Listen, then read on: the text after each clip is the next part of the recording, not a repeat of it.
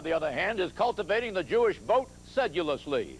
Question: what state of mind will New Yorkers exhibit when they go to the polls on Tuesday? And what is the meaning of sedulously? I ask you, Mort Zuckerman. Well, the state of mind is anger. Sedulous anger is the way I would put it. New York, after all, is the place which leads the world in the number of people around whom you don't make a sudden move. Everybody there is really angry. If God lived in New York, they'd be throwing rocks through his window. And Jerry Brown is playing with this anger and provoking it and manipulating it. But at some point, I think they're turning away from him and they're turning to Bill Clinton because they like his programs a lot better. Jerry Brown is like a Doberman pinscher. You can't debate with him, but at some point that effectiveness disappears. Well stated, Mort. We know you have your fingers on the pulse of the people of New York, at least the beautiful people, the ones with the homes in the Hamptons. Would you care to speak to this issue? Right, I thought God did live in New York. I mean, the welcome mat in New York reads "up yours," but and if the election were held a week ago, Jerry Brown probably would have won. But the ever-resilient Bill Clinton, after being real uptight about the tabloid coverage, has now gotten into the swing of things. He's cracking some jokes at his own expense.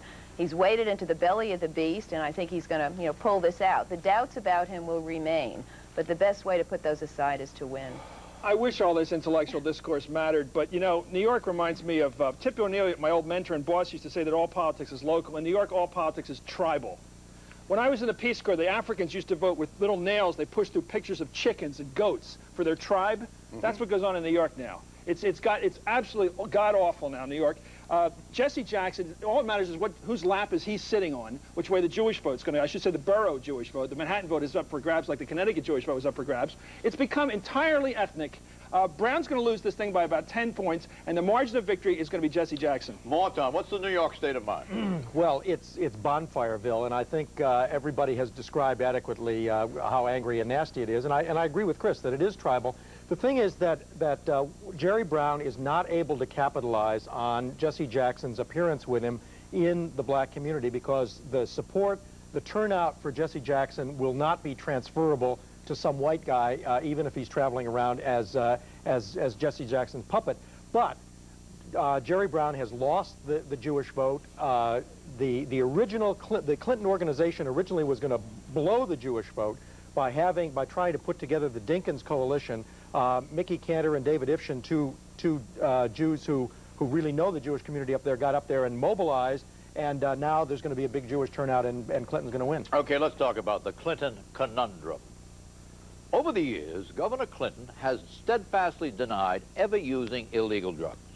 His standard reply has been, "I've never broken the laws of my country."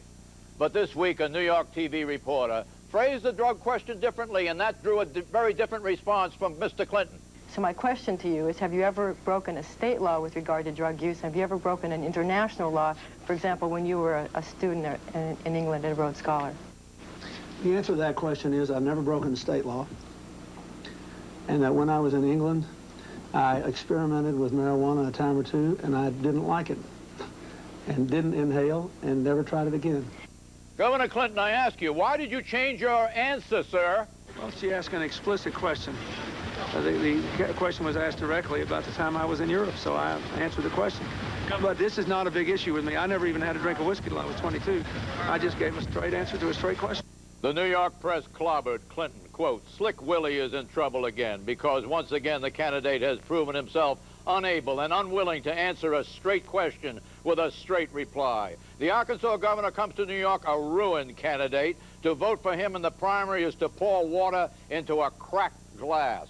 So said New York Post columnist Mike McAlery. Is McAlery right? I ask you, Eleanor Clift. Well, I don't know how slick it is to say you smoked marijuana but you didn't inhale. He set himself up now for jokes on late-night television endlessly. It was a silly thing to say. It's called cannabis interruptus.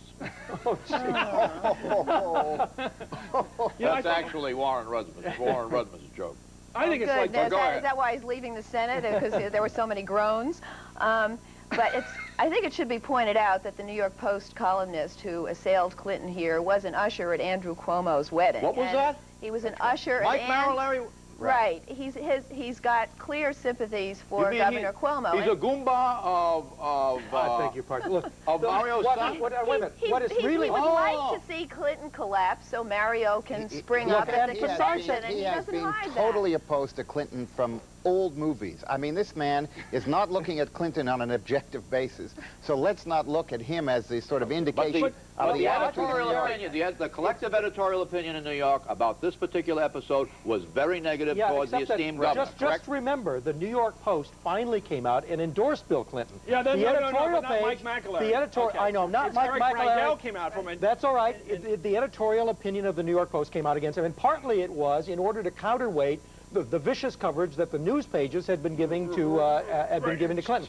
Now, the other thing is that he was asked a straight question, and he gave a straight answer. Oh, he did not give a straight answer. I'm defending Mort, it was Clinton. ridiculous. It was fatuous. Anybody who grew up in the 60s, it's like saying, I tried beer, but I didn't swallow it. It's a nonsensical statement to say you tried dope and didn't inhale. You know what it reminded me? Remember George Washington? He's asked by his father, did you chop down the cherry tree? This guy would have said, I didn't break the laws of Virginia. He wouldn't give you an answer. I believe him. Eleanor. I believe him. He's the son. He didn't inhale? He's the stepson of Well, an how do you alcoholic. explain Wait, that? let me finish. That's why he's he the didn't like it. stepson of an alcoholic. He's scared to death of addiction, and he's also full of allergies. He's probably allergic to the stuff. And he never to smoked. say it was silly, he should have said, you know, years ago, or at least in '88, when even Claiborne Pell said he tried marijuana. He should have said, I had a few puffs as an Oxford student, and that was it. He told us more than we needed to know. He answers questions like a lawyer, and he's done this before. He did it with the interview with Steve Croft after the Super Bowl game. Do you think that there was a larger question here? For example, if there were a Clinton administration, and his administration were answering questions, and you were, say, the head of an oversight committee on intelligence, and you asked this man a question, would you then be a little bit leery of it? If he was president of the United States... Wait a minute. I also want to ask you this. There are 700 superdelegates, and they're from Capitol Hill. Is this kind of response? Of course, you're going to ask this guy 50 questions. He said, I didn't sleep with the woman. You got to say, did you have sex with her? Because, of course, you didn't sleep with her. Did you drink whiskey at 22? When did you have your first bottle of wine? When did you have your first six-pack of beer? He doesn't give you a straight answer on anything. You've got a lawyer. You got a lawyer, the guy. Suppose he used Clearasil as a teenager. Do we need to know that, too? No, just a straight answer to a straight question. Every politician gives answers that are somewhat ambiguous. Have we ever, I mean, this is like saying I'm shocked that a politician doesn't give anything other than the perfect straight answer that you are happy with. That goes in the nature of the business. They have to deal with exactly. the words You act like you've never been to a White House briefing. I mean, you have to go fence the answer around it. What they once said of Barry Goldwater, when they trashed him in '64, the Democrats, rightfully so, they said, I don't want to have to wait till Friday to know what the Democratic or Republican candidate said on Tuesday. This guy, you got to go through the paper like a Bible student and figure out what he meant. He said whiskey. Now, what does that mean? The average person, that means no alcohol. To him, it means wine and beer, definitely. I mean, he's always, I didn't inhale, that means you can't trust him. So you think it's ruinous politically? He doesn't know how to give you a straight answer. Put him on sodium pentothal. And the political impact of that is ruinous. Is that true? Ruinous to the independent voter. Democrats are so gung-ho to get the White House, they'll take any crap from this guy. The bottom line is independent voters have to make up their minds. Exit question. Who will win the New York primary this coming Tuesday? Will it be Clinton or Brown, and by how much? Mortimer. Bill Clinton by over 10 points. Over 10? Over 10 points. What are you saying, Eleanor? I agree with that. Clinton with 51% of the vote, Brown with 37, and maybe Tsongas will have 12. Good guess. I'd say 45, 35. 45, 10%. Yeah. What are you saying? 15 points, 50, 35, the rest for Tsongas. The answer is Clinton will win by a net 8 points.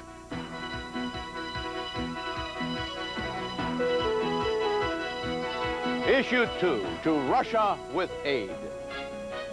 The U.S. will also join in a multilateral effort to marshal roughly $18 billion in financial support in 1992 to assist Russian efforts to stabilize and restructure their economy.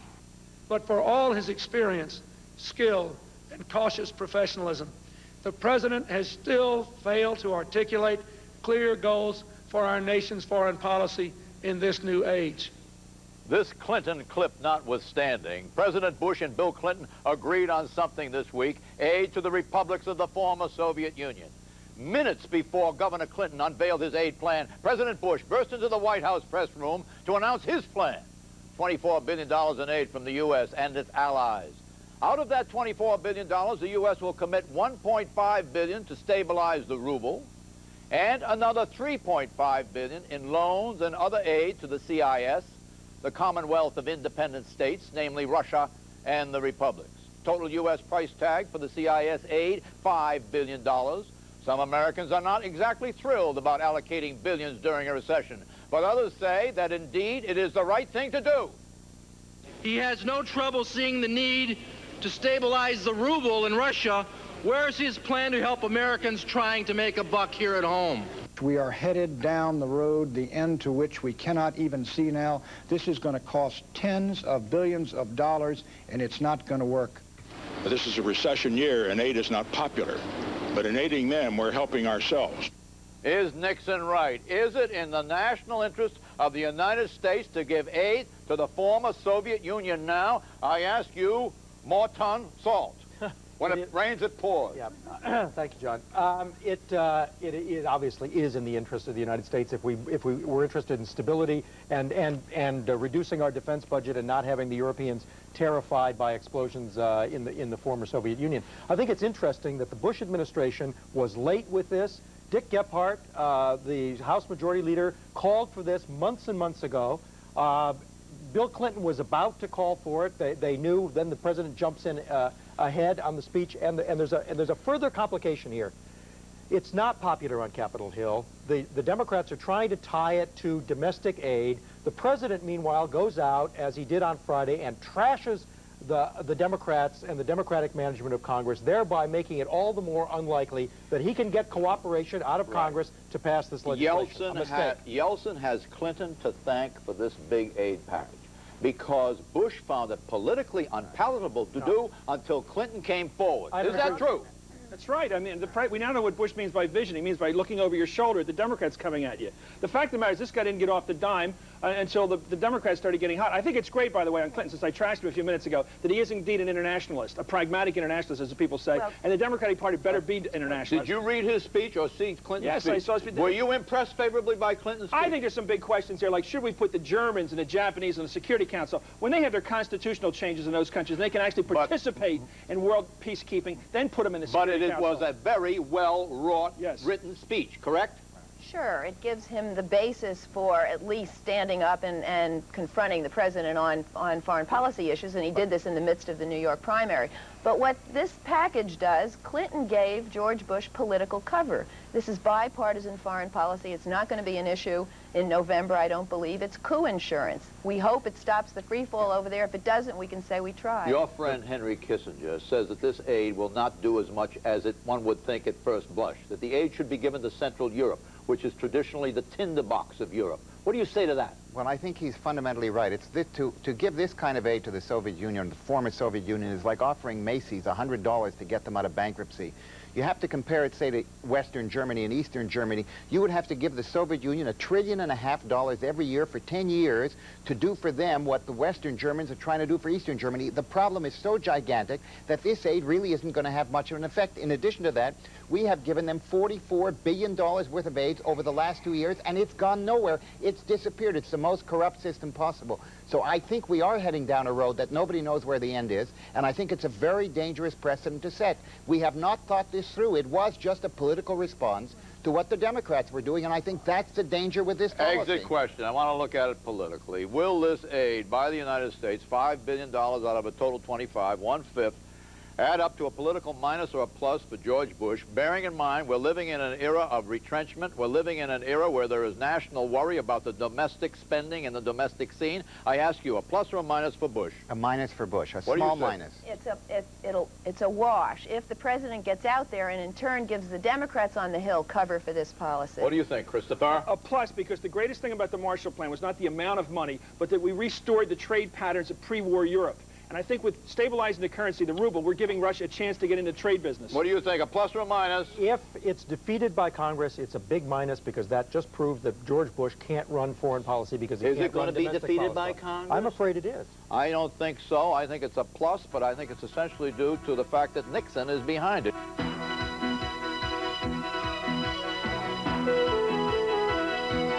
Issue 3, political potpourri item waiting for parole. H. Ross Perot is one step closer this week to announcing his run for president. The Texas billionaire named an interim vice presidential running mate, retired Vice Admiral James Stockdale. Stockdale was a Vietnam POW for 7.5 years and is now a senior research fellow at the Hoover Institution at Stanford University.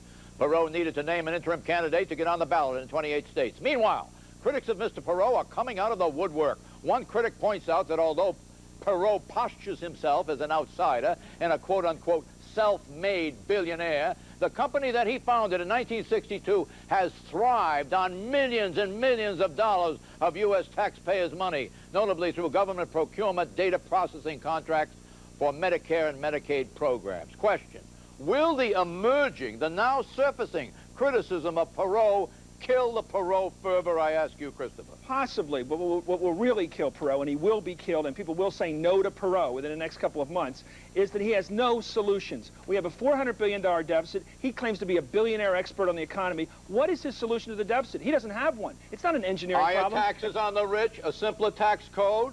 That's not $400 billion, that's a given. No, it isn't. What do you say? He's got very attractive sound bites, and I don't think people want detailed programs. They want the sense that somebody's going to do the right thing, and I think he does come across that way. And you've got to take anybody with $100 million seriously. You've got candidates with $100 million. That's what the Democrats and the Republicans will have, so he will be competitive, but people will ask him, how are you going to solve these problems? And he's going to say, I'm going to have a national town meeting on the air, and that's not the way you get problems solved. Exit question. Is Ross Perot essentially a flash in the pan or a force to be reckoned with, I ask you? Absolutely a force to be reckoned with. This is a man who has done something. And if a hero is a celebrity who has done something, this guy has done something, notwithstanding Chris's comments or your introduction. This man he developed a software business and did it brilliantly, and this man is going to be a very, very effective factor in this election. Thank you for putting us on notice, Morton. We'll watch this. What do you say? Well, he's the latest phenom, and if it were September instead of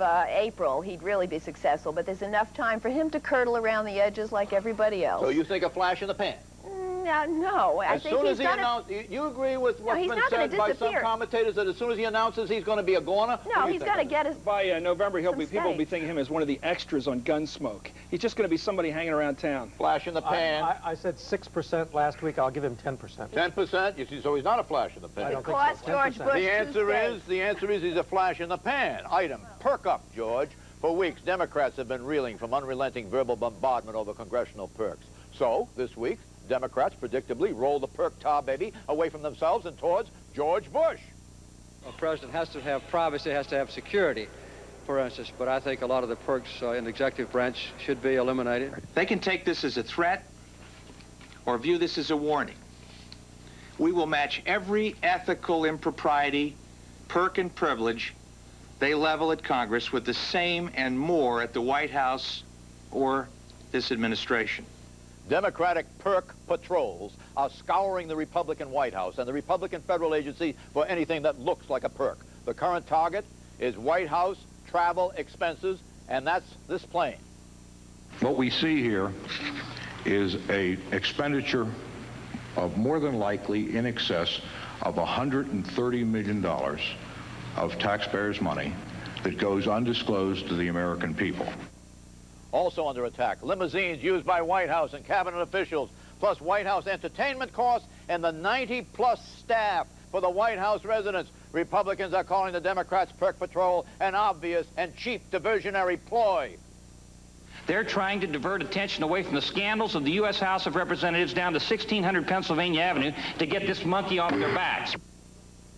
Are the Democrats just trying to divert attention away from the scandals of the Congress? I ask you, Eleanor Clift, and I know you're impartial on this matter, Eleanor. Well, Congress is firing a pea shooter at the White House, and this is not going to reverse the tide of public anger. And in fact, the mood in Washington and the country is like it was in Eastern Europe before the collapse of communism. And you've got the apparatchiks on Capitol Hill lining up at the stationery store now to hoard their discount designer wallets for fear it's going to be taken away and getting their $3 car washes. Who won the perk war this week, Eleanor? Well, was it the Democratic Congress or the Republican George Bush? It's laughable. I don't give it to George Bush. I don't think it's entirely laughable. I mean, the Secretary of State was found to have spent hundreds of thousands of dollars on flights for which he paid $17,000. It's going to cut both ways, but I still don't think it's going to, not when he's going on vacation. We got to get out. Not when he's going on vacation. I do think this is just vacation. It will hurt, but the Democrats are still vulnerable on the issue. The Republican National Committee pays about $17,000 a trip for Air Force One and all the attendant stuff for a political fundraising trip when it really costs $150,000. Quickly, we've got to get out. Who won this week? Draw. The Democrats still lost because of the baseball cards. Every member of Congress now has hits, runs, RBIs on how many checks he cashed, the face value, and how deep in the hole he was. Those baseball cards are going to be useful to their opponents right through November. This thing's going to be forgotten when we're talking about this week. Neither won this week. Neither George Bush and the Republicans or the Democrats in the Congress. The winners were Perot and Brown.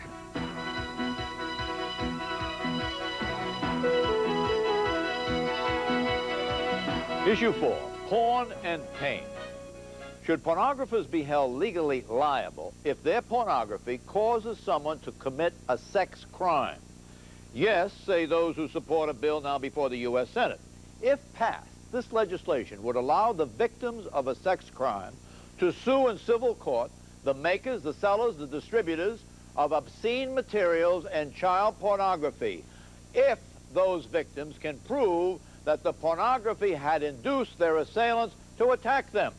Opponents of the bill say there is no proof whatsoever that pornography causes sexual violence. Also, say the opponents, the bill is a threat to the First Amendment right of pornographers, and they are citizens too. They have a right to vote, and they have a right to the constitutional protections of the United States.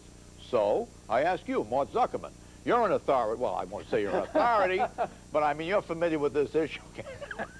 Can you speak to it? Well, in the light of my authoritative background, I can just tell you that watching pornography for 5 minutes, as a friend said, made him want him to go home and make love. And watching it for 20 minutes, he never wanted to make love again in his life. So I think the next thing you know, people who don't want to make love are going to sue on this bill. I think it is a ridiculous bill. There is no connection. There was a presidential commission that established there is no connection between pornography and sexual violence. And it is just another example in an election year of people trying to capitalize on the natural reaction against pornography. This whole matter became celebrated in Florida when Ted Bundy was electrocuted or he got capital punishment. Right. And he said just before he died, after killing over 20 women in a serial killing, he said pornography made me do it. Go ahead. But, you know, this violates every sense we have of personal responsibility for something. The person who actually does something is the person to be held responsible for it, not some ancillary person who was producing a cigarette or a gun or a dirty book. You know, I think Ted Bundy, I hate to say this, but you can't libel the dead, so I'll say it. In addition to being a murderer, he was probably a liar, and he was a con artist. Right. This Bundy defense is absurd on its face.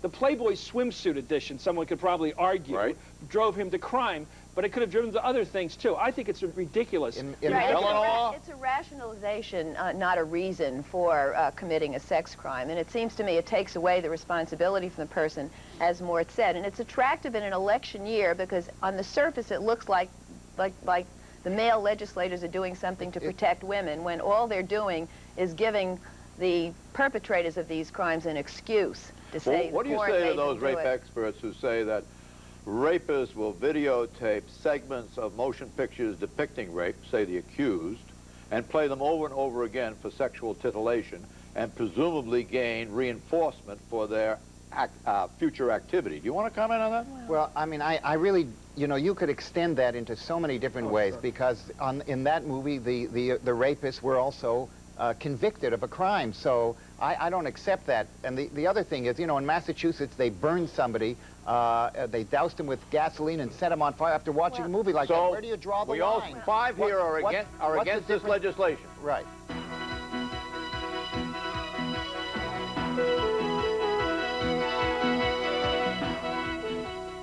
Pictures, Mortimer. Famous Washington insider Clark Clifford and Bob Altman will be indicted within 2 months on the BCCI scandal. Whoa, Eleanor. Geraldine Ferraro wins the Senate primary in New York and faces D'Amato in November. 125 new members of the House of Representatives next year. Wow. That means the Democrat... Well, I can't ask you. Go ahead. We're running out of time. Within the next 3 months, bombs away on Iraq. Democrat Carol Moseley Braun will become the first black United States senator in the history of this country, winning in Illinois. Bye-bye. the McLaughlin Group. GE is proud to support the McLaughlin Group. GE, from plastics to financial services, we bring good things to life. For a transcript, send $5 to Federal News Service, 620 National Press Building, Washington, D.C., 20045. Specify program date. To obtain a free McLaughlin Group Viewer's Guide, write Viewer's Guide, Box 786, Madison Square Station, New York, New York, 10159. Topics are selected by Mr. McLaughlin, and the opinions expressed are solely those of the participants.